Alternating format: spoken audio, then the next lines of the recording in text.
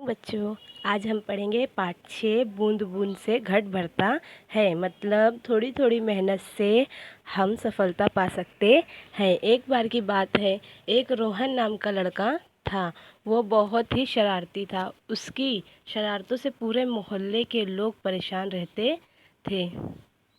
वो शरारती होने के साथ साथ पढ़ाई और खेल कूद में भी काफ़ी अच्छा था। उसकी शरारत के कारण पूरे मोहल्ले के लोग उसके पिता के पास उसकी शिकायत लेकर जाते थे। रोहन के पिता भी रोहन की शरारतों से बहुत तंग आ चुके थे, जिसके कारण मोहल्ले के लोगों से अक्सर रोहन के पिता का झगड़ा होता रहता था। एक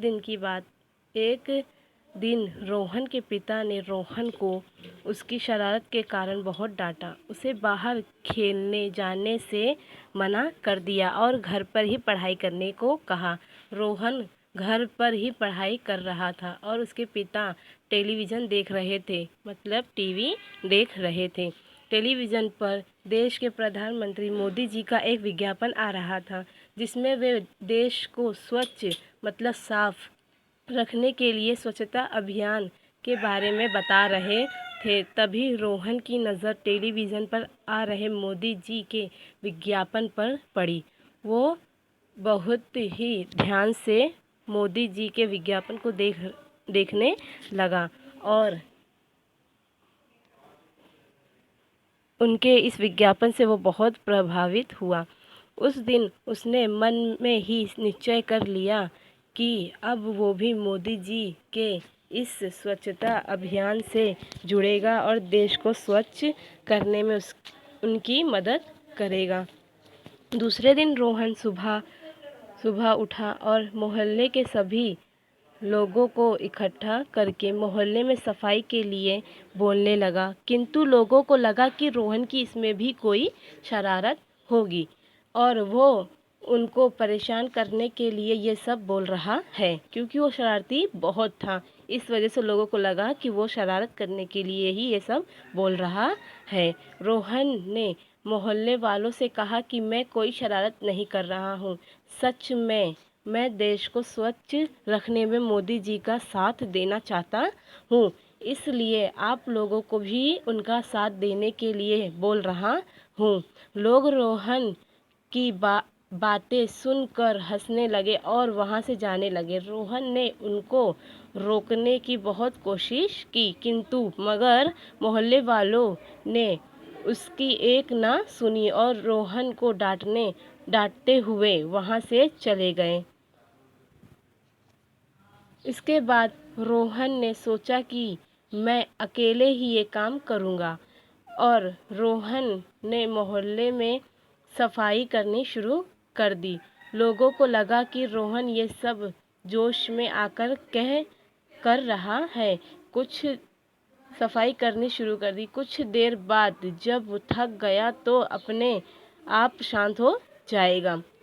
तीसरे दिन रोहन फिर से सुबह उठा और मोहल्ले की सफाई के लिए चल पड़ा। लोगों ने फिर उसे काम करते देखा तो सोचा कि ये कुछ दिन ऐसा करेगा और फिर थक कर अपने घर चला जाएगा, किंतु मगर ऐसा नहीं हुआ। रोहन को ऐसा करते करते 5-6 दिन हो गए और वो इस काम में जुटा रहा। मोहल्ला काफ़ी हद तक साफ हो गया था। लोगों को रोहन को इस तरह काम करते और मोहल्ले में सफाई देखकर लगने लगा कि वो सही कर रहा था, किंतु जब भी मोहल्ले ने लोगों ने उसका साथ नहीं दिया। फिर अगले दिन वो सुबह उठा और रोज़ की तरह ही सफाई के काम पर चल पड़ा। इस बार मोहल्ले के एक व्यक्ति मतलब एक आदमी ने उसको काम करते देखा और उसका साथ देने के लिए गया। फिर रोहन का दूसरे व्यक्ति ने मोहल्ले की सफाई में साथ दिया। अगले दिन फिर उस व्यक्ति ने रोहन का साथ दिया। उस दोनों को यह काम करते देख मोहल्ले के कुछ लोग और आकर उनका साथ देने लगे। जिससे मोहल्ले की सफाई और भी जल्दी होने लगी। फिर कुछ दिन ऐसा ही चलता रहा।